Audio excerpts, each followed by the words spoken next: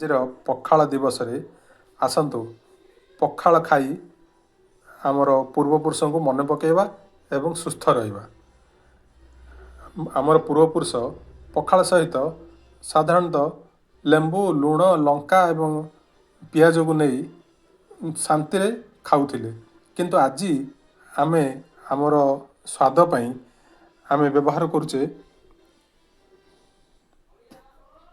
ବଡ଼ିଚୁରା, ଆଳୁ ଚକଟା, ଶାଗ ଭଜା, ଆଳୁ ଭଜା,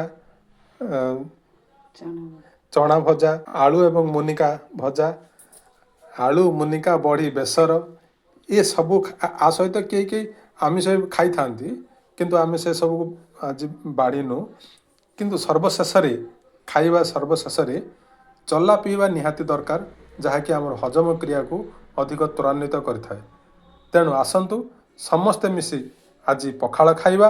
ପଖାଳ ଖାଇ ଆମର ପୂର୍ବପୁରୁଷମାନଙ୍କୁ ମନେ ପକାଇବା ସହ ନିଜର ଜୀବନକୁ ସୁସ୍ଥ ଏବଂ ନିରୋଗ ରଖିବା।